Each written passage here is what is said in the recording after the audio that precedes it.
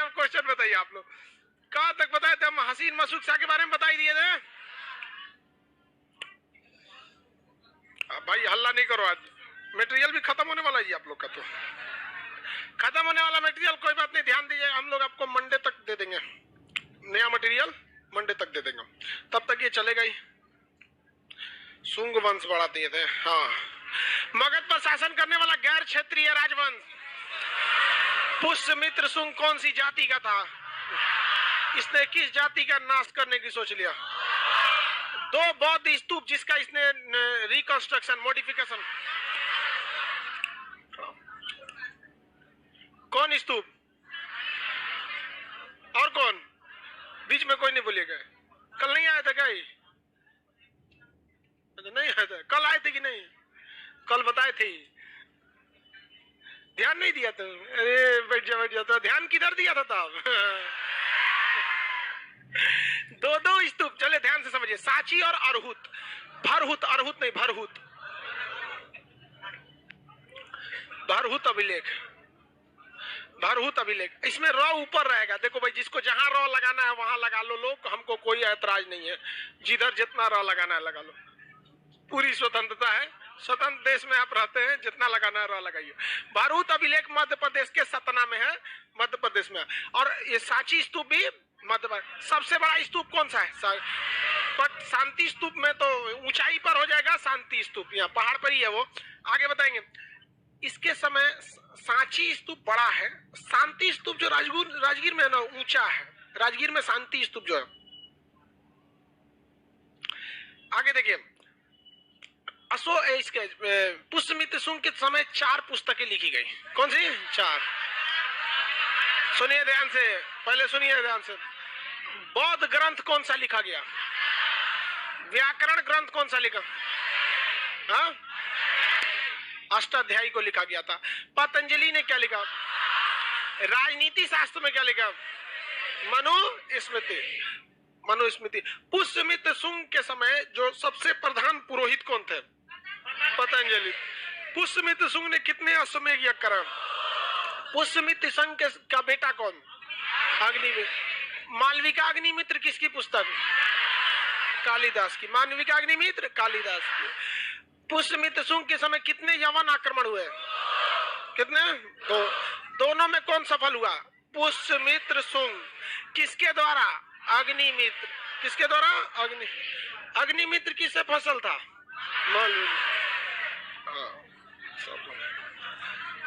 हाँ हाँ भाई। पुष्यमित्र सुंग किससे हार गया? खारवेल। कलिंग राजा खारवेल। पुष्यमित्र सुंग की तो से बता ही दिया था। पुष्यमित्र सुंग के समय वह कौन सा यवन आक्रमणकारी था जो बौद्ध धर्म अपना लिया? मियांडर। कौन था? मियांडर को बौद्ध धर्म की शिक्षा किसने दिया? मियांडर के बौद्ध धर्म की शिक्षा नाक्स। ये किस पुस्तक में जानकारी है? मिलिंद पनोह। मिलिंद पनोह। समझ में आ रहा है कि नहीं आ रहा? चश्मा बहुत ध्यान से लिख रहे हो, खड़ा हो जाओ। हैंडीकैप में है, बैठिए। तो आप लोग आगे वाले सीट पर नहीं बैठने दिए लोग उसको। आई हैंडीकैप लोग का सीट अगर आप लोग मारते हैं ना भैया, हम देख लो, हैंडीकैप बना देंगे हम। आगे इसमें सब हैंडीकैप है, सब की नहीं? सब लोग है ना? हैंडीकैप वाला सबको बैठा ले जाएगा। आप इसमें कोई ऐसा फर्जी नहीं है? चलो ठीक है। नहीं, कुछ को सीट नहीं मिलता है तो झूठों ने कहता है कि हम हैंडीकैप है। गलत बात है, ये सब चीज नहीं कीजिएगा। चलिए बैठो, ध्यान दीजिए। यहाँ पे ज्यादा लिखने पे ध्यान नहीं दीजिए। बगल में उसका छोटू नहीं है, आज भाग गया हूँ। भाग गया हूँ। चलिए अब थोड़ा सा आगे बढ़ते हैं हम लोग। पुष्यमित्र सुंग के बाद में अब उसके बाद कौन सा वंश आएगा भाई? कर्ण वंश। कर्ण वंश के बाद सातवाहन। इस सब की हम लोग थोड़ा सा चर्चा कर लेते हैं, फिर आगे बढ़ेंगे। अभी तो सुंग वंश खत्म ही नहीं हुआ था। मगध पर शासन करने वाला गैर क्षेत्रीय राजवंश को था सुंग। इसकी मेन दिलचस्पी कहाँ थी? मध्य प्रदेश के पास। सुंग वंश का ही एक शासक था जिसका नाम था भागभरत। क्या नाम था? भागभरत। सुंग वंश का शासक भागभरत के समय एक यवन से दूत आया था। यवन से दूत आया, उस दूत का नाम था हेलियोडोटस। यवन दूत का नाम हेलियोडोटस। हेलियोडोटस ने बौद्ध धर्म ना अपना के कौन सा धर्म अपना? भागवत धर्म। भागवत धर्म में किस भगवान भगवान की पूजा विष्णु भगवान ने। किस भगवान की पूजा? विष्णु भगवान। विष्णु भगवान का सवारी कौन है? गरुड़। विष्णु भगवान का सवारी गरुड़ उन्हीं का ना सवारी है जी, विष्णु भगवान का। तो विष्णु भगवान का सवारी गरुड़ है। तो वो हेलियोडोटस जो आया था ना, वो जब भागवत धर्म को अपनाया तो विष्णु भगवान के बारे में बहुत पढ़ा। अब विष्णु भगवान बहुत सीधा वाला आदमी थे, बहुत मतलब शालीन टाइप, समझते हर भगवान। शंकर जी भी तो सीधे थे, लेकिन घुसियाते थे तो फिर किसी को नहीं समझते थे। तो विष्णु भगवान बड़ा सीधा सा टाइप के, तो वो विष्णु भगवान से बहुत प्रेरित हुआ और एक अभिलेख बनवाया। क्या बनवाया? अभिलेख, पिलर टाइप का अभिलेख बनवाया। उसके ऊपर गरुड़ का फोटो लगा दिया। क्या होना है? गरुड़। और वो अभिलेख का नाम होगा गरुड़ ध्वज अभिलेख। कौन सा अभिलेख? गरुड़ ध्वज। गरुड़ ध्वज अभिलेख मध्य प्रदेश के विदिशा में। कहां पे है? मध्य प्रदेश के विदिशा, मध्य प्रदेश में है। वहां पे सांची के पास है, जहां सांची है ना, बस उसी के पास। नक्शा में जब मध्य प्रदेश पढ़ाएंगे तो आपको विदिशा दिखा देते हैं। वहां ये बात बताएंगे आपको कि यहाँ गरुड़ ध्वज का, हेलियोडोटस का गरुड़ ध्वज अभिलेख है। तो किस अभिलेख से हमें भागवत धर्म की जानकारी मिलती है? गरुड़ ध्वज अभिलेख। गरुड़ ध्वज अभिलेख किसका है? हेलियोडोटस। भागवत धर्म में किस भगवान की पूजा? विष्णु भगवान की पूजा ज्यादा होती है। किस भगवान की होती है? विष्णु भगवान। किसी को कोई दिक्कत नहीं है। अब ये वंश बहुत ठीक ठाक चल रहा था, लेकिन किसी भी वंश में सब राजा तो अच्छे होते नहीं। सब राजा अच्छे होते हैं? नहीं होते। अब इसी में थे इसका सेनापति वासुदेव। उन्होंने भी क्या कर दिया? टपका दिया। वासुदेव ने भी क्या कर दिया? टपका दिया। और कौन सा वंश की स्थापना करे? कर्ण वंश। कौन सा वंश? कर्ण वंश। ये वंश की यही खराबी रही थी। हसीन मसूक सा से देखेंगे सब में एक ही पैटर्न चल रहा है। हसीन मसूक सा, बस एक ही ऐसा था जिसको मारा किसने था? चंद्रगुप्त मौर्य ने। वो उसका सेनापति वगैरह कुछ भी नहीं था। सेनापति वगैरह कुछ भी नहीं था। चाहे वो हरियंक वंश, शिशुनाग वंश, नंद वंश, शुंग वंश। अब हम लोग शुंग वंश को देख लिया। शुंग वंश के बाद कौन सा वंश आएगा? कर्ण वंश। ये कोई बहुत बड़ा वंश नहीं था, वासुदेव संस्थापक थे। कर्ण वंश, इसके बारे में बहुत नए बराबर क्वेश्चन पूछता है। संस्थापक कौन थे? वासुदेव। वासुदेव यहाँ पे बहुत बड़ा वंश नहीं, 4-5 गो मुख्य राजा हुए, सब वो हो गया। शुंग वंश में कुछ मिसप्रिंट वगैरह नहीं है, तो फिर हम सातवाहन पे चलेंगे। एक बार मिला लेते हैं लोग शुंग वंश को। शुंग वंश के संस्थापक वगैरह बता दिए ना। गरुड़ ध्वज अभिलेख किसका है? हेलियोडोटस। इस वंश के अंतिम शासक देवभूति की हत्या किसने कर दी थी? वासुदेव। देवभूति की हत्या किसने किया? वासुदेव। और वासुदेव ने कौन सी वंश की स्थापना कर दी? कर्ण वंश। किस वंश का? कर्ण वंश। किस वंश का? कर्ण वंश। अब एक चीज ध्यान से समझते हैं हम लोग। एक काम करते हैं, पहले सारे वंश का बताइए। हरियक वंश के संस्थापक बिंबिसार। शिशुनाग के संस्थापक नंद वंश के महापद। मौर्य वंश के शुंग वंश के कर्ण वंश के वासुदेव। कर्ण वंश के वासु। ये नहीं भूलता है, ये नहीं भूलता है। भूलेगा अंतिम वाला, भूलेगा अंतिम वाला, और अंतिम वाला अक्सर पूछ देता है। बताइए, हरियंक वंश का अंतिम शासक नागदशक। हरियंक वंश का अंतिम शासक नागदशक। शिशुनाग वंश का नंदी वर्मन। महात्मा बुद्ध जैन धर्म वाला नहीं, दूसरा नंदी वर्मन। तो हरियंक वंश का अंतिम शासक, हरियंक वंश का अंतिम शासक, बोलते रहिए लोग, 4 बार याद रहेगा, नहीं तो गड़बड़ा जाए। हरियंक वंश का हरियंक वंश का शिशुनाग वंश का नंदी वर्मन। नंद वंश का धनानंद। नंद वंश का धनानंद। मौर्य वंश का बृहद्रथ। मौर्य वंश का अंतिम शासक बृहद, और वो बृहद्रथ जरासंघ वाला नहीं है, बृहद्रथ। शुंग वंश का देवभूति। शुंग वंश का देवभूति। शुंग वंश का कर्ण वंश का सुशर्मा। सिमुक ने हत्या कर दिया था सुशर्मा की। सिमुक ने किसकी हत्या कर दिया था? सुशर्मा। तो इसमें देखिए मुख्य सुशर्मा, सुशर्मा।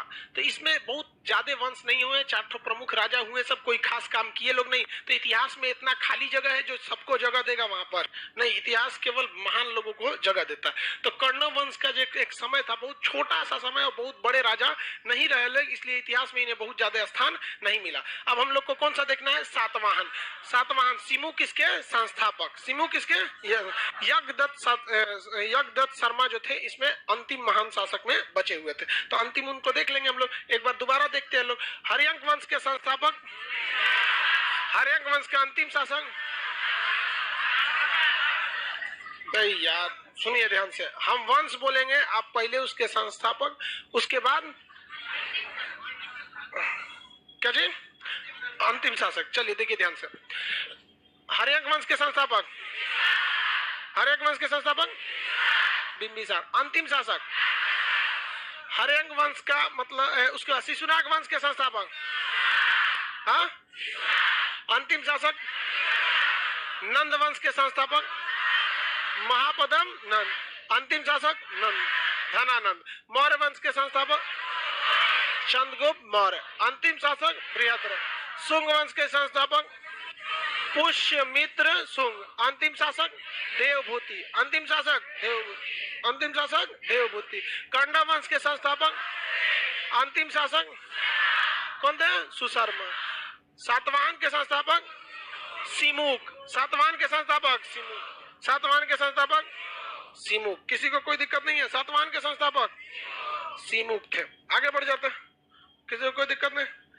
सातवाहन के बारे में कर्ण में ज्यादा पढ़ना है, कोई मतलब नहीं बनता है पढ़ने के लिए। अगर इतिहास पढ़ने बैठिएगा तो भी तो पढ़ते ही रह जाइएगा, इतना इस सब का कोई महत्व नहीं है तो इसको कौन ध्यान देता है।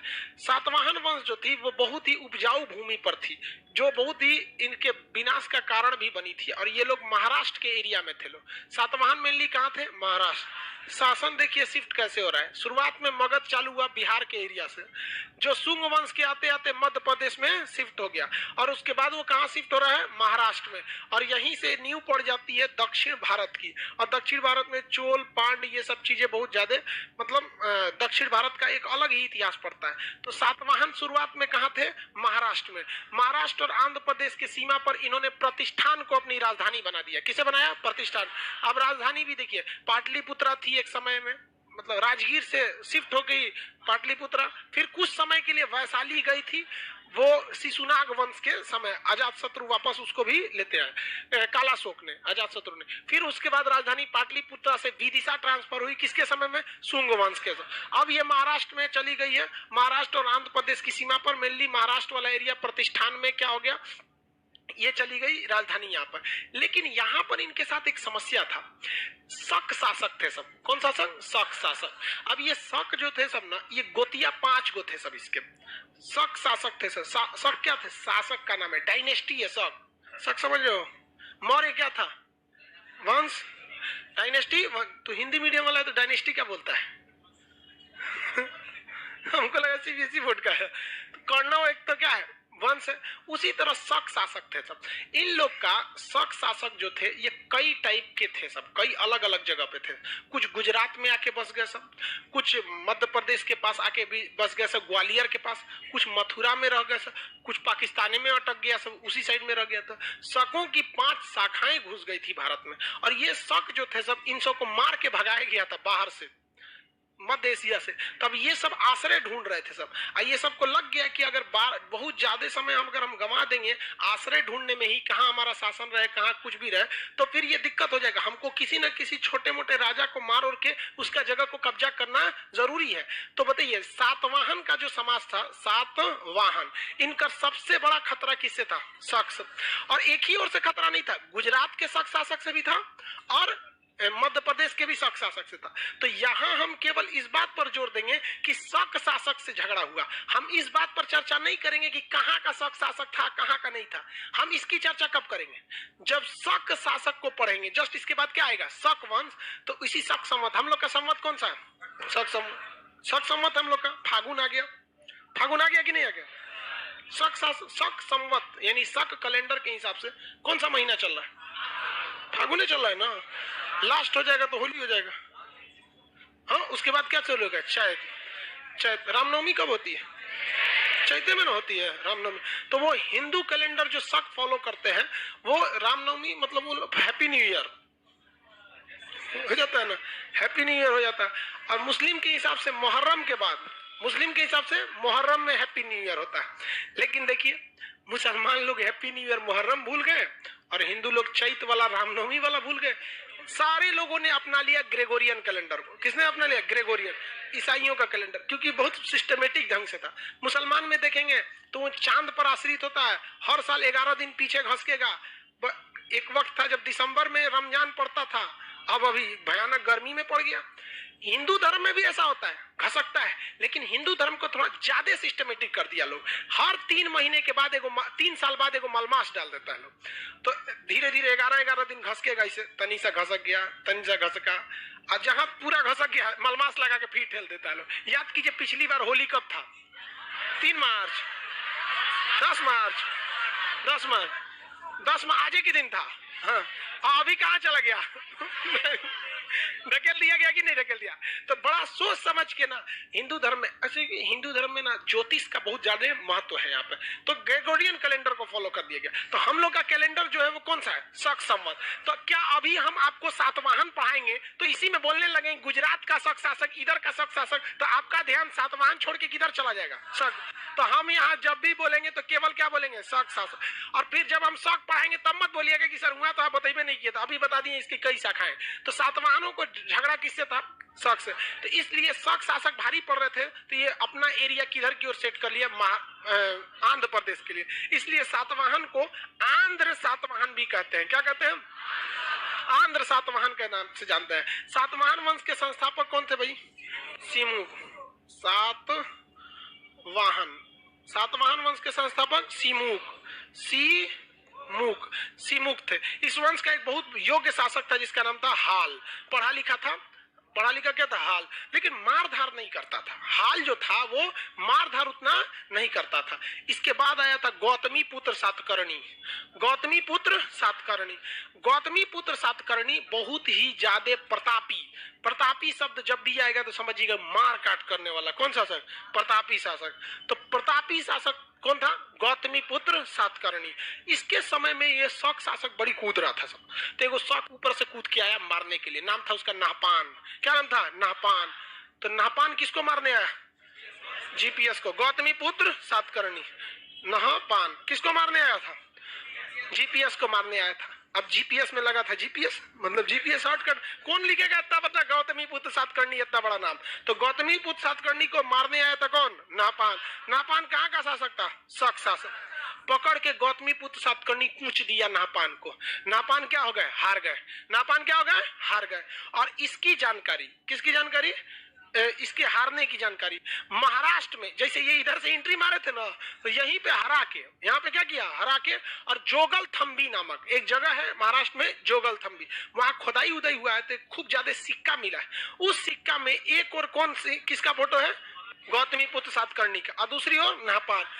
एक और जीपीएस भाला लेके एकदम तैयार खड़ा है, दूसरी ओर जीपीएस को इसे टेका दिया गया घुटना। तो ये बताता है कि जीता कौन था? जीपीएस, गौतमी पुत्र सातकर्णी। समझ में आ गया? अब जैसे मान के चलिए, आप नहीं समझे, अब ऐसे समझिए, मान के चलिए मोदी जी को सिक्का लाए और उसके एक और ऐसे मित्रों वाला ऐसे फोटो लगा दिए और दूसरे और राहुल गांधी को ऐसे लगा दिए, तो आने वाले 100 साल में क्या पता चलेगा किसने किसको हराया था? देखिए, लोग कहते हैं मोदी जी ने राहुल गांधी को हरा दिया। गलत बात। राहुल गांधी है तो मोदी जी को जीतना आसान हो जाता है। क्योंकि छोड़ो यार राजनीतिक बात, लेकिन ये बात हकीकत है। क्योंकि मोदी जी का रेस ना ऐसा आदमी से हो रहा है जो मतलब रेस में उनको नहीं हरा पाएगा, बहुत जबरदस्त। तो कहने का सेंस ये है कि आप आज के वक्त में किसी चीज को जोड़ के देखते ना तो बड़ा इजीली हो जाता है आपको समझना। तो जीपीएस और नाहपान के सिक्के कहां पर मिले हैं? जोगल थम्बी। कहां पर? जोगल थम्बी में मिले। कहां पर? थम्बी। कहां पर है जोगल थम्बी? महाराष्ट्र। जोगल थम्बी कहां है? महाराष्ट्र में। जोगल थम्बी महाराष्ट्र। समझ में आ गया कि नहीं आ गया? शक शासक क्या हो गया? हार गया। अब ये लोग को लगता था कि हम बहुत बड़ा महान आदमी हैं, हम तो पूरा आंध्र में भागे थे, आंध्र प्रदेश में, वापस महाराष्ट्र मेरा ही हो गया। लेकिन गलती कभी कभी हो जाता है। गलती क्या हो जाता है कि इंसान को शीशे के मकान में रहने वालों को दूसरे के घर पे पत्थर नहीं फेंकना चाहिए। यही कर दिया ये लोग। यहाँ मानते हैं कि सातवाहन को इन्होंने शक शासक को हरा दिया था, लेकिन इस साइड में ये गुजराती से चल गया लड़ने के लिए। तो शक शासकों की एक शाखा कहाँ थी? गुजरात। शक शासक की एक शाखा कहाँ थी? गुजरात। और गुजरात वाला शक शासक इन वाले शक शासकों से थोड़ा सा ज्यादा योग्य था, श्रेष्ठ था। इन लोग को उधर नहीं जाना चाहिए था। और उसपे से जो यहाँ गया था गुजरात साइड में, सातवाहन वंश का वह शासक जो इस साइड में एंट्री मारने की कोशिश कर रहा था, उसका नाम था वशिष्ठी पुत्र पुल्लुमावी। वशिष्ठी पुत्र पुल्लुमावी, वशिष्ठी पुत्र पुल्लुमावी, वीपीपी, वशिष्ठी पुत्र पुल्लुमावी। ये उतना योग्य नहीं था जितना योग्य जीपीएस था, जो उतना योग्य नहीं था जितना जीपीएस था। दूसरी एक और समस्या, इसकी लड़ाई जिससे हो रही थी वह शासक शक शासक जरूर था, लेकिन वो गुजरात का शक शासक था। उसका नाम था रुद्रदामन। क्या नाम था? रुद्रदामन। क्या नाम था? रुद्रदामन। रुद्रदामन, रुद्रदामन। ये भी कौन सा शासक था? शक शासक। अब बताइए भैया, शक शासकों में एक का नाम आता है सबसे प्रमुख, किसका? रुद्रदामन का। कितने लोग बता सकते हैं रुद्रदामन का कौन सा अभिलेख मिला? हाँ, जूनागढ़ अभिलेख। यह संस्कृत भाषा में लिखा गया अभिलेख है, जिससे मौर्य वंश के पश्चिमी विस्तार की जानकारी मिलती है। रुद्रदामन के जूनागढ़ अभिलेख में कितने राजाओं की चर्चा? 3। अब बताइए इसमें महत्वपूर्ण, इसमें कौन सा योग्य हो जाएगा? रुद्रदामन। कौन हो जाएगा? रुद्रदामन। हार गया कौन? वशिष्ठी पुत्र पुल्लुमावी। वशिष्ठी पुत्र पुल्लुमावी हार गया। यहाँ पर ये रुद्रदामन जीत गया। इस बार हार गया वशिष्ठी पुत्र पुल्लुमावी। लेकिन दोनों में वैवाहिक संबंध स्थापित हो गया, विवाह हो गया। ऐसे ही तो हुआ था जब सेल्यूकस निकेटर आया था हमला करने के लिए, और यहाँ चंद्रगुप्त मौर्य आ गया था। तो ऐसी घटना हुई थी कि नहीं हुई थी? तो दोनों में क्या हो गया? वैवाहिक संबंध हो गया। अब तो ये जो लड़ने आए थे, अब ये लोग समधी हो गया लोग, अब लड़ाई उड़ाई खत्म हो गया। यहाँ पर इस वंश में बहुत ज्यादा योग्य शासक नहीं हुए। यज्ञ श्री सातकर्णी, यज्ञ श्री सातकर्णी अंतिम महान शासक थे। इसमें लिखा होगा मटेरियल में, देख लीजिए। नहीं लिखा है? यज्ञ श्री सातकर्णी थे इस वंश के अंतिम शासक, यज्ञ श्री सातकर्णी थे। ठीक है, तो इसको यज्ञ श्री सातकर्णी को भी शॉर्टकट में कुछ लिखिए देता है आदमी। यज्ञ श्री सातकर्णी, YSS, यज्ञ श्री सातकर्णी, इस वंश के अंतिम शासक यज्ञ श्री सातकर्णी। तो पहले हम लोग इस शासक को देख लिए, फिर ये लोगों ने बहुत बड़ा बड़ा काम किया था, उसको भी समझ जाते हैं। बताएंगे इधर ध्यान से। सातवाहन वंश के संस्थापक सिमुक था भाई। सातवाहन वंश के संस्थापक सिमुक किसको मार के बना था? हाँ, सुशर्मा को। किसको मारा था? सुशर्मा को मार के शासक बन गया था। इसने अपना क्षेत्र महाराष्ट्र से कहां ले गया था? आंध्र प्रदेश। इसलिए इसे कौन सा सातवाहन कहते हैं? आंध्र सातवाहन, आंध्र सातवाहन कहा जाता है। आंध्र सातवाहन। ये गोदावरी नदी, महाराष्ट्र में और आंध्र प्रदेश में सबसे प्रमुख नदी कौन है? गोदावरी, और नीचे में कृष्णा भी है। गोदावरी और कृष्णा नदी। इसमें सबसे योग्य शासक, प्रतापी शासक, गौतमी पुत्र सातकर्णी। गौतमी पुत्र सातकर्णी ने किसे हराया था? नापान कहाँ का शासक? नापान कौन सा शासक? शक शासक।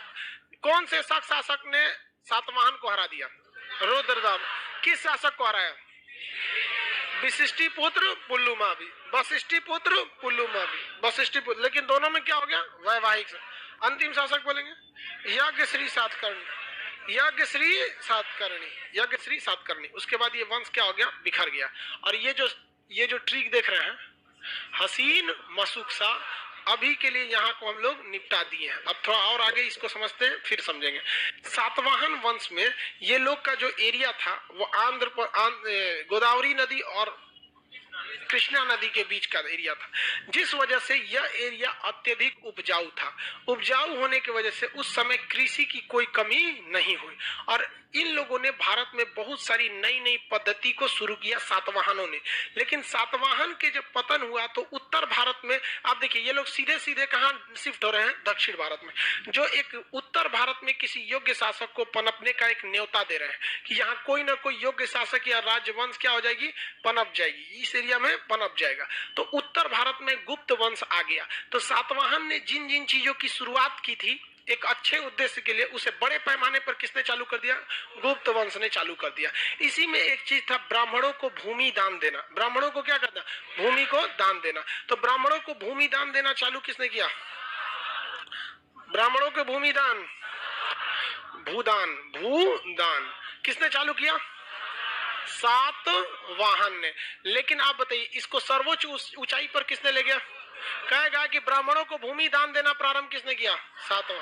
लेकिन सर्वाधिक भूमि किसने दान दिया? किस जाति के लोगों को दिया? ब्राह्मणों को। किसे? ब्राह्मणों। दूसरा इन्होंने चालू किया सामंती व्यवस्था। सामंती व्यवस्था ये प्राचीन इतिहास में बहुत ज्यादा है। सामंती व्यवस्था चालू किसने किया? सातवाहन ने। लेकिन सामंती व्यवस्था में सबसे ज्यादा आगे कौन निकल गया? गुप्त काल। ये समझिए सामंती व्यवस्था क्या होती है। सामंत व्यवस्था उसे कहा जाता है जब राजा जो है अपन भूदान है भैया, भूटान नहीं है, भूटान लिख दिए क्या? अरे द है यार, ये नहीं दिख रहा है। भूदान व्यवस्था, उसको भूटान दिख रहा था, अब दिख रहा है। हम लेके ऐसे घूमते रहना। तो या तो लोग एकदम बिगड़े हुए चीज पे ध्यान देते हैं या तो एकदम अच्छे पे। हमारी राइटिंग अच्छी हो ही नहीं सकती, इसलिए ध्यान देने के लिए बिगाड़ दीजिए इसको। चले ध्यान दीजिए। सामंती व्यवस्था में राजा अपने सैनिकों को वेतन नहीं देता था, बल्कि इसके बदले वो जमीन दे देता था। जमीन बहुत ज्यादा दे देता था। आप लोग भी अपने बाबा दादा से कहानी सुने होंगे कि लोग सतुआ खिला खिला जमीन लिखवा लिए। सुने? पहले जमीन की कोई अहमियत नहीं थी, बहुत ज्यादा जमीन की कोई अहमियत नहीं थी। यहाँ पे पटना में बहुत लोग जो पुराने हैं यहाँ के, जो वो लोग बताते थे यहाँ नाव लगती थी, बाढ़ आता था। तो समय था जब गंडक नदी पे बांध नहीं बना था ना, तो यहाँ बहुत भयानक बाढ़ आता था। तो जहाँ हम लोग की कोचिंग है यहाँ नाव लगती थी। तो कौन सा जमीन की वैल्यू होगी भैया? जहाँ घाट पे नाव लगेगी वहां वैल्यू होगी। तो इन लोग के समय जो जमीन की ज्यादा वैल्यू नहीं थी, तो ये अपने सैनिकों को वेतन देते थे। अब एक राजा के पास लाख हजारों की संख्या में अधिकारी होते हैं और सबको वेतन के बदले क्या देना है? जमीन। अब यहाँ आप समझिए कि हम राजा और आप लोग हमारे सामंत, मतलब आपको हम सैलरी देंगे। क्या है? आप लोग हमारे सामंत। तो सारे लोग एक जैसे थोड़ी होते हैं। आप में कोई बड़े पद पर होगा, कोई छोटे पद पे, कोई प्रधानमंत्री होगा, कोई कुछ होगा। तो जो प्रधानमंत्री होगा उसका वेतन ज्यादा, सेनापति होगा उसका भी वेतन ज्यादा, सिपाही, ब्रिगेडियर, कर्नल, ये सब उस समय ब्रिगेडियर कर्नल अंग्रेज शब्द दिए सब। यहाँ पे भी धावक वगैरह से जो पद होते थे उनको भी वेतन देना है। अब मान के चलिए मेरे पास, हम पूरे बिहार के राजा है, सपोज कीजिए। सपोज, अरे सुनो यार, अब पूरे जमीन मेरा है और आप लोग हमारे क्या है? सामंत।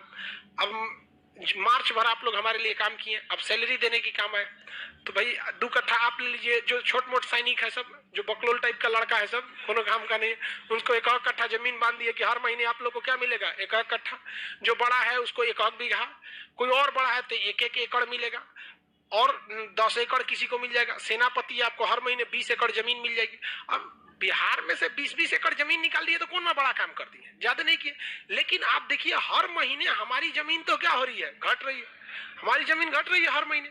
और आने वाले वक्त में एक ऐसा समय आएगा जो मेरा सबसे बड़ा सामंत होगा, जो मेरा सबसे बड़ा सामंत होगा, उसकी जमीन सबसे तेजी से बढ़ रही होगी।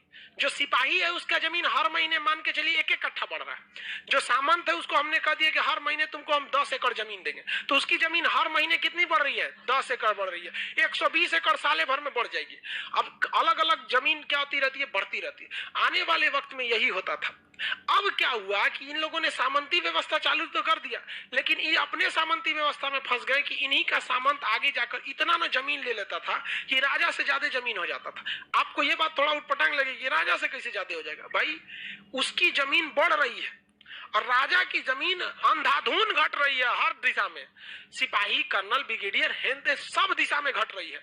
और जमीन घटने से डबल घाटा। एक राजा की जमीन कम हुआ और उस जमीन से आने वाला टैक्स कम हो गया यहाँ पे। तो राजा कमजोर हो गया, जमीन भी कम हो गया। तो जो सामंतों में से जो बड़ा सामंत होता था वो बाकी छोटकन छोटकन का ग्रुप बनाता था, कहता था कि अब बताइए क्या किया, निपटा दिया जाए। तो पहले फाइल कौन निपटाता था? सेनापति। और अब इसके बाद इन लोगों ने क्या चालू किया? सामंती व्यवस्था। तो बताइए कौन फाइल निपटाएगा? सामंत। तो अब जितना कहानी सुनेंगे, पहले इसमें जितना आप देखे थे हसीन मसूक सा में, इनका शिशुनाग सेनापति था, हरियांक वंश के अंतिम शासक, नागदशक को मार दिया। महापदम नंद ने नंदी वर्मन को मार दिया। ऐसे करते करते सब मारा। इसमें तो चंद्रगुप्त मौर्य कूद गया था बीच में से, सेनापति नहीं था। लेकिन अब क्या सुनेंगे? सामंत। क्या सुनेंगे? सामंत। सामंती व्यवस्था किसने चालू किया? सातवाहन चालू किया था। सामंती व्यवस्था अच्छा था या नहीं था? हाँ?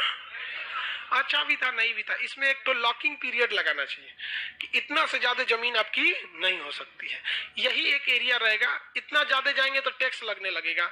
जैसे गवर्नमेंट क्या करती है, यही सिस्टम लगाती है, कम कमाएंगे कम टैक्स लेगी। आप में से कितने, आप में से 90% लड़के के घर के लोग टैक्स नहीं भरते हो? कितने लोग के पापा इनकम टैक्स भरते हैं? बहुत कम, देखिए 10% नहीं भरते होंगे। जीएसटी, अरे डायरेक्ट आप जीएसटी नहीं, जीएसटी नंबर कितने लोग के पास है?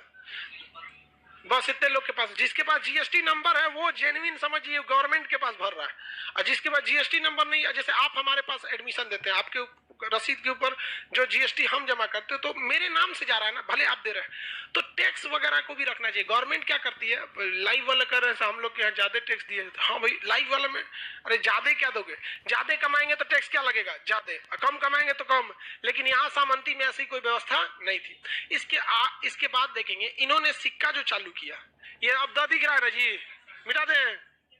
सिक्का जो चालू किया, किसका चालू किया? शीशे का कॉइन चालू किया। कितने लोग बता सकते हैं सिक्कों का अध्ययन क्या कहलाता है? नुमिस्मेटिक। शीशे का नुमिस्मेटिक कहलाता है। इनका जो समाज था वो मातृसत्तात्मक था। मातृसत्तात्मक। भारत में 3 ही जगह आपको मातृसत्तात्मक देखने को मिलेगा, यहीं पे निपटा लीजिए। सबसे पहले आपको मिलेगा सिंधु सभ्यता, लेकिन क्या इसका साक्ष्य है? नहीं, क्योंकि इसकी लिपि को कोई पढ़ा नहीं है, इसके लिपि को कोई भी पढ़ नहीं सका, इसलिए इसका साक्ष्य नहीं है। साक्ष्य किसका मिला? सातवाहन। और अभी देखेंगे खासी और नायर, ये 2 जनजाति है, एक ही पास रहती है, खासी और नायर जन। सातवाहन क्या अभी है? इसका तो कोई साक्ष्य नहीं मिला, इसका साक्ष्य मिला, लेकिन वर्तमान में सातवाहन वंश खत्म हो चुका है। और ये वाला खासी और नायर जनजाति आसाम में पाई जाती है, आज भी कैसी है? मातृसत्तात्मक। मातृसत्तात्मक का मतलब क्या हुआ? घर की मुखिया महिला या पुरुष? पुरुष ही होता है। महिला होगा तो फिर सिमुक कहां से बन गया भैया शासक, संस्थापक सिमुक? हाल गौतमीपुत्र सातकर्णी वशिष्ठी, किसी की कन्या का नाम सुने इसमें? कन्या नहीं समझता। मलकाइन इंसो की, किसी की मलकाइन का नाम नहीं सुने। देखिए मातृसत्तात्मक का अर्थ होता है कि एड्रेस, पता बताने के लिए किसका सहारा ले रहे हैं। जैसे भारत का समाज अभी पुरुष समाज है, किसी को बताना है तो किसका नाम बताता है? पिता का। माता का नाम नहीं बताते। लेकिन सिंधु सभ्यता में ज्यादा वैल्यू किसकी थी? माता की थी। सातवाहन में माता की। अभी भी आसाम की खासी और नायर जनजाति मेघालय में है, मेघालय और आसाम में है खासी नायर जनजाति। अभी भी एक ऐसी समाज है, मातृसत्तात्मक समाज है। किसी को कोई दिक्कत है? शीशे का सिक्का, ब्राह्मणों को भूदान, उपजाऊ भूमि सबसे ज्यादा किसकी थी? सातवाहनों की जमीन बहुत ज्यादा उपजाऊ थी। सामंती व्यवस्था, ब्राह्मणों को भूमि दान, सातवाहन ने चालू किया था। मातृसत्तात्मक सातवाहन। किसी को कोई दिक्कत नहीं है सातवाहन में? चलिए देखिए सातवाहन की भूमि। सातवाहन साम्राज्य में भूमि किस नदी के तट पर थी? गोदावरी और कृष्णा के बीच। चांदी के सिक्के को इस समय कारसड़ पर कहा जाता था। मुख्य सिक्का किस चीज का था इनका? शीशे का। माता का नाम लिखा जाता था, जो क्या बताता था कि भैया ये क्या है? मातृसत्तात्मक। वेतन के बदले भूमि की व्यवस्था को क्या कहा गया? क्या कहा गया? सामंती। कौन सी व्यवस्था? सामंती। सामंती व्यवस्था कहा गया। भूदान सर्वाधिक ब्राह्मणों को किसने दिया? गुप्त शासकों ने क्या दिया था? भूमि को दान सबसे ज्यादा दिया था। यहां देखिए ये हो गया आपका कौन सा चीज? हसीन मसूकसा। इसके बीच में हम कहीं भी आपको डिस्टर्ब किए हैं? नहीं किए, कहीं तक डिस्टर्ब नहीं किए, लाइन से पढ़े हैं। बट एक्चुअल में डिस्टरबेंस था, इसके बीच में एक्चुअल में डिस्टरबेंस था। 2 जगह डिस्टरबेंस था। एक जगह नंद वंश जब पतन हो रहा था और मौर्य वंश जब उड़ रहा था, अपने चरम पर था। यहां लिखते हैं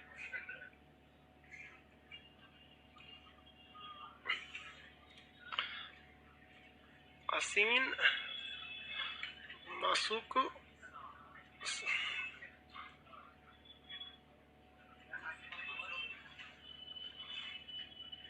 मसूक सा। बड़ा सा रहता है कि छोटा सा जी? कोनो डाल देते हैं, 100 होता है। कोनो सौ है वो। जब नंद वंश क्या हो रहा था, पतन हो रहा था, और मौर्य वंश का उत्थान हो रहा था, तो इस बीच एक यवन आक्रमण हुआ, कौन, सिकंदर।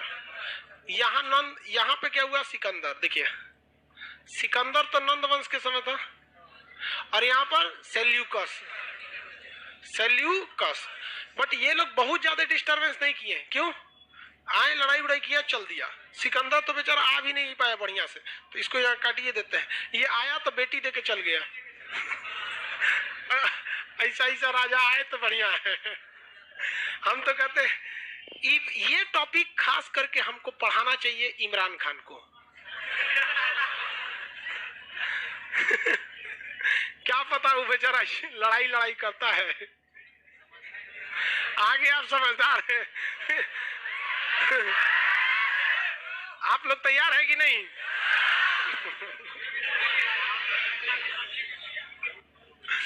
आगे देखिए, यहाँ पे मौर्य वंश का जब पतन हो गया, देखिए इसके बाद कौन आ गया, मौर्य वंश। इसके बाद जो ये वंश आए हैं सब, शिशुनाग वंश, शुंग वंश, कर्ण वंश, सातवाहन वंश। इसी बीच में भारत पर आक्रमण भी हुए, इस बीच में भारत में आक्रमण भी हुए। लेकिन हुआ क्या कि शिशुनाग जो शुंग वंश था, इसने राजधानी अपनी किधर लेके चला गया, विदिशा को लेके चला गया। कहां लेके चला गया, विदिशा। मगध से उठा के कहां ले गया, विदिशा। जबकि राजधानी के दूर होने की वजह से ये एरिया अशांत हो गया था। जबकि आप हरियंक वंश के समय से भी देखेंगे, या उधर से भी, जब यहाँ नंदों की फौज थी, धनानंद की, तो सिकंदर इधर से इधर एंट्री मार रहा था, तो ये एरिया थोड़ा सा खाली मिल गया। इसलिए मौर्य वंश के पतन के बाद एक तो यहाँ का पैसा फौज दोनों ही लड़खड़ा गया, और जो शुंग वंश आया था, वो शुंग वंश किधर की ओर ज्यादा लग गया, मध्य प्रदेश के। और इस एरिया में कई आक्रमण हुए, इंडो ग्रीक आ गए सब। इस एरिया में कौन आ गया सर, इंडो ग्रीक। ग्रीक तो थे सब, बट इंडो इसलिए कहा गया, ससुरा बस गया सब यहाँ के। शक शासक आ गए सब। इसी एरिया से कौन एंट्री मार दिया सर, शक शासक। तभी ना शक एंट्री मारा होगा, तब यहाँ पे सातवाहन से झगड़ा हुआ है, नापान और ये रुद्रदामन का। इसी बीच कौन एंट्री मारे हैं सर, शक शासक। इसी में पल्लव नहीं, कौन शासन किया सर, पहलव ने आक्रमण कर दिया। और इसी बीच कुषाण ने कर दिया। किसने कर दिया, कुषाण। किसने किया, कुषाण। शॉर्टकट में आईएसपी के, शॉर्टकट में क्या हो गया, आईएसपी के। तो ऐसा नहीं है कि ये सीक्वेंस जो है, ये मतलब क्या बोलता है सर, हिस्ट्री का नोट्स काला हो गया है। जो आदमी काला है उसको काला दिख रहा होगा, सुधार देंगे जी। अभी जितना पढ़ा रहे हैं उसको देखो ना, उतना सही होगा। हिस्ट्री का नोट्स काला है, उसको डाउनलोड करोगे तो गोरा ही निकलेगा।